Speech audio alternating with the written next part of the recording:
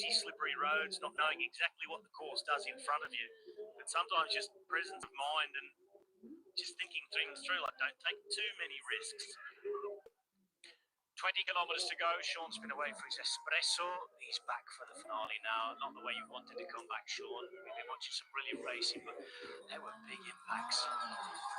Yes, real big ones there. And we could see Romeo there. He got a heavy bashing and yeah, doesn't look good at all. But he's back up and standing, and you know, Gregoire is the one, when you know the roads very well, you could see the way they went into the corner. They kept out, you could cut it tighter, and if you know the roads very well, you know, you should be able to get it right. But again, I think that panic there with Romeo going down, then Gregoire had to, you know, maybe correct it a bit and had to, you know, move off his line, and you could see how slippy it was there. And yeah, when you're pushing like that, as Robbie said, and you know, they are pushing really big here into this final now, and you know, they know they have a great opportunity to go on and get a stage win. And when you take the risks on these wet roads, some are okay in the corners, some can be just so slippery, and you think you're going at the right pace, you're going to get around it and the bike leave you.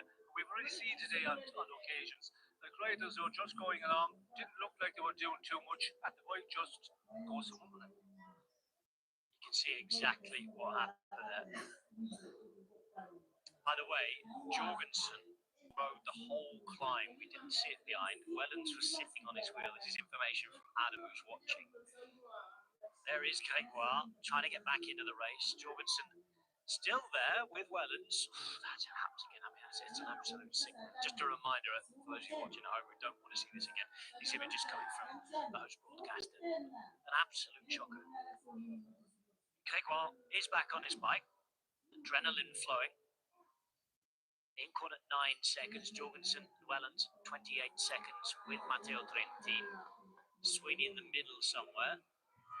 Velasco's back on his back with Giga.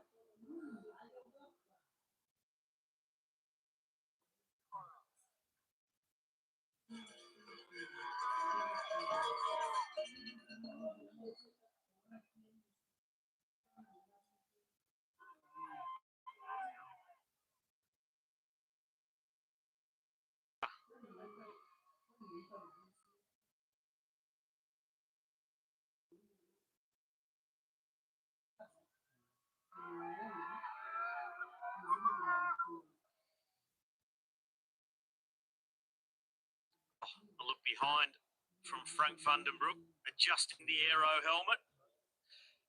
Groves and Stewart willing to push on hard and just checking out what's going on behind. More nutrition for Groves. Incorn just hovering, battling 11 seconds behind this group.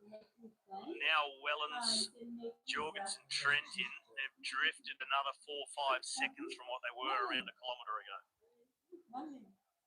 17 kilometres, I should say, for the finish. That climb to come, that's where you think that Van den Broek would try and win things. He won't want to go to a sprint with Groves and Stewart. No, well, he won't want to, but the way they went over the last climb, and it was even Frank van den Broek put some pressure on, and Groves had all the answers. Here is Gregoire. Is there anything left here? I had a feeling Gregoire was sort of set up to survive that corner where the crash happened, but Romeo made an attack down the inside, came in really shallow, realised a mistake, carried speed, lost the front wheel, and when that happens in front of you, it's nearly impossible to not lose your line, lose your concentration, maybe panic, try to get some brake to avoid the bike that's bouncing back out in front of you, a rider who's sprawled across the road and went down himself. I thought he was a bit unfortunate. Damage down the right-hand side of his body for Omega, who gets back to Sweeney, gets back to Trentin, and the two who have been playing with each other, because Jorgensen was made to ride the whole climb there for Wellens. Good chance of getting back this group now if they all work together. Good excuse not to back here. Yeah. Sean, how do you see this playing out now? Just almost 17 kilometres to go. Oh, they're off. We've had a move. Off the front, we've had a move. Stewart says to Van den Broek, no, you chase. Well, yes, we could see there that it was not totally committed from all three, and Groves just takes the opportunity and goes for it here. We can see the way they look around there at each other. Who's going to do the chasing here? And 16 kilometers to go. Groves, he is on fire today. We see the way he's been riding in the climbs as well. You could see he was on the front there. He was trying to dominate the pace setting, and then those other riders came over the top of him, and he just was able to stay in contact with them there. And now he's in a really good position. It's going to be interesting here from behind as well. How well will they ride together, because Jorgensen at 28 seconds with 16 kilometers to go. If they commit really well together, but that's always a problem. It's a case where some of the riders want to keep a bit for the final and they want to keep it for the sprint, and it's just majorly difficult to get that organisation. And Groves definitely in the great position now to go all the way. Rob, you pointed it out just before. Frank van den Broek with two men who are faster. He's got to figure out a way to get rid of them. Looks like the team tactic may have been, Frank, sit on, let them do the work, because you can't beat them in a sprint. And it's backfired. Groves has ridden away. Stewart refused. And Groves is on a big day out on the bike. He's going to take a lot of catching.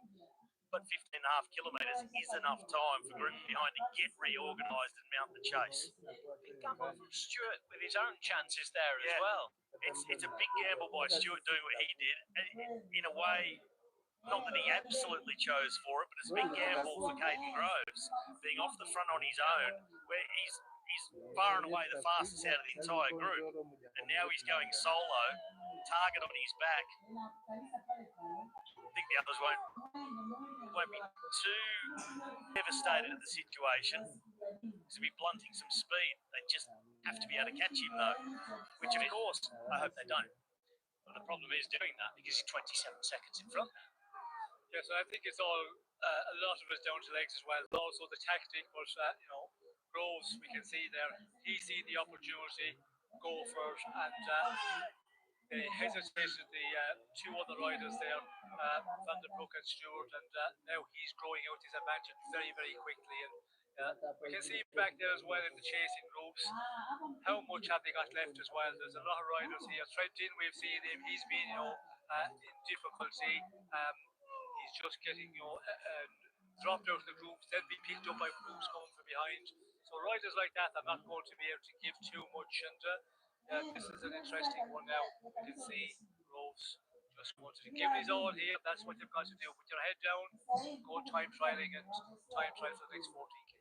In the meantime, on 10th place watch, it's as we were. It's about a minute to the good for Giga, and it's a wonderful bit of work from Mauro Schmidt, who is one of the heroes of the day. Giga 29 to Groves. So at the moment, Giga remains 11th virtually, and O'Connor's still 10th. Just done a quick calculation. Was he not 4 minutes? It was, sorry, it was 4:0. So was it 4:08? Yeah, he has a minute. He has a minute. No, he has less than a minute. It was 4:08. So he's got about 30-40 seconds still. Anyway, Giga's 5 minutes in front of the medal. Yes, you got 50 seconds. All right, we'll go there. We'll have a happy video. Gotcha. Well, he's moved on, General. We'll have that one, so I'm off 5 20 calculator. You got to get a calculator. It's stage 20, boys. All right, Groves, what he's got in front of him now is 3 kilometres uphill at 4% average gradient. Not a classified climb, but it'll feel like a classified climb. It's equal to any Cat 4 we've seen so far in this tour. Up the hill they're about to go. 2 chasing groups on your screen. Giga group at 39 now and drifting. Jorgensen group at 50 and going further back. Can Groves grab this one?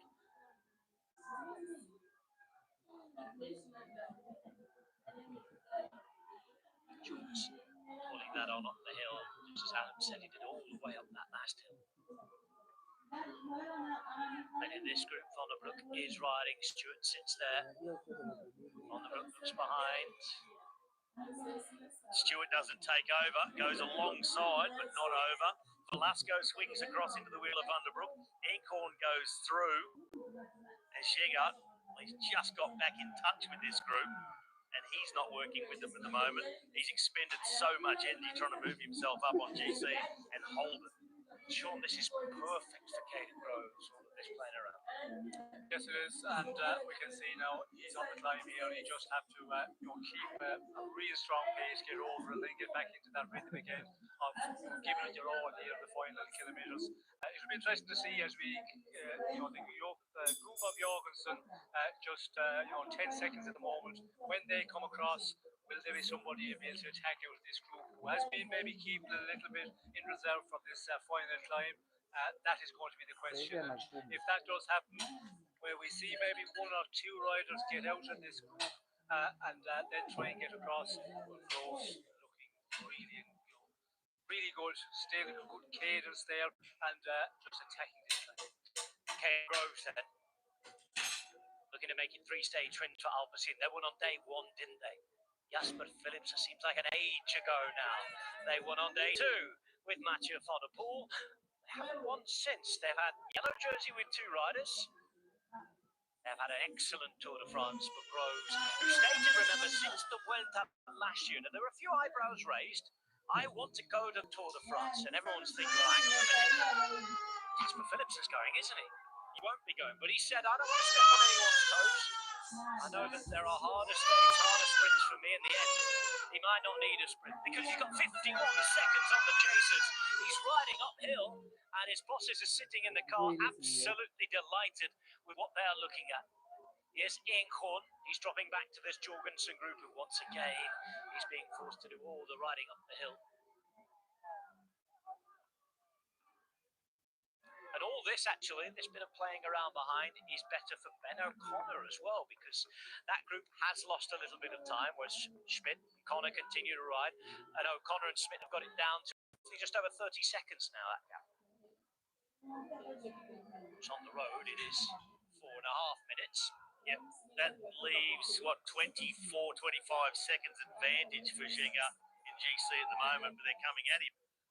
But look at the gap for Groves on the nearest pursuers, out to 50 seconds now. Now Stewart is riding again. Van der Broek is with him.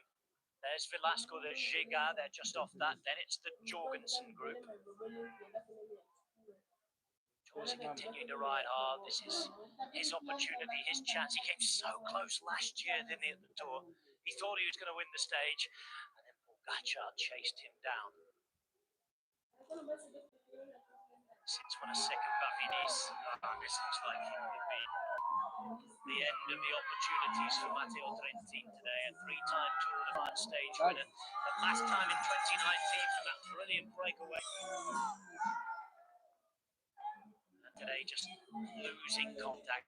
Tudor looking for their first ever Grand Tour stage win. It's 50 metres on the road from Gigard to Jorgensen. But the important gaps are the ones that say 50 and 55, because they're the lead over the various.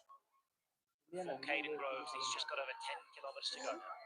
Yes, quite looking really good for Groves here. As we can see, they're starting to panic here, and they have rights to be, because this is getting away from them now. And when Groves went away, we see the two riders, Stewart and Van der Broek. I think Stewart made a bit of a mistake not to follow, and certainly do not leave Groves out here side here. But Van der Broek was the one, I think, caused that little bit of unorganisation with that three-man breakaway, and the experienced Groves said, if I attack here, they might just look at each other, and that's exactly what happened. And now we can see 52 seconds, and we can see the way they're all over this climb we're going up at the moment. This is just telling the effort they put in already today to get into this breakaway, because of it being so contested. This man, he is putting in a big performance here. And you would expect a sprinter like Groves, okay, I'm in the front here, I just want to ride with these guys back and wait for the finish. And that is the mentality of a sprinter, but this man, he had other ideas. As I'll repeat what I said before, as Whitey said earlier on, he's more than a sprinter, and he's proving it. Well, Caden Groves, he's got about another 500 metres to get to downhill section, so he's over the worst of this incline. It just is a bit more of a false flat, maybe 2% drag up to 9.5, 9.4k to go. You'll get a dip down, and then it's more or less completely flat through to the finish. So Groves, he's defended himself over what looked to be the biggest obstacle in his way. The only other obstacles are all on bikes behind him. Frank van der Berg, he must be kicking himself with the decision he made based on Jake Stewart and not paying enough attention, giving enough kudos to Caden Groves. You know, with Groves, he's had 20 wins in his career. The last 8 have all been Grand Tour stages. Every single one of the last 8. 2 in the Euro, bookend, 6 in the Vuelta. Saves them for the big occasions. 9Ks to go for Groves. It's looking very good for him as Giga now faces a battle against time and those behind. He's given a lot today, trying to rise from 11th to 10th, which certainly for him, he was top 10 in the Tour de France. For his team, would be huge. Now then, we've all seen what's happened so far today. Fellow Queens of the McEwen is gesturing at the screen to take your time, to be conservative, to stay on your bike. He is giving it so much respect, every bit of respect it deserves. But even when you're out there, you know the roads are greasy and treacherous, so you slow yourself down. You know you're doing the right thing, but there's a little part in your brain that says, go faster, don't hand any time back. 54 seconds to Velasco. Monobrook somewhere in the middle. Here he goes again. That knee out, by the way. He ended up in cycling by accident. Let's not forget, in Caden Groves, it was an accident on the motorcycle, wasn't he? He was a big fan of motocross. He's apparently he stated sporting heroes, a gentleman named Chad Reed, a motocrosser, a very famous motocrosser. He likes a bit of golf, does Caden, just like Mathieu van der Poel in his team.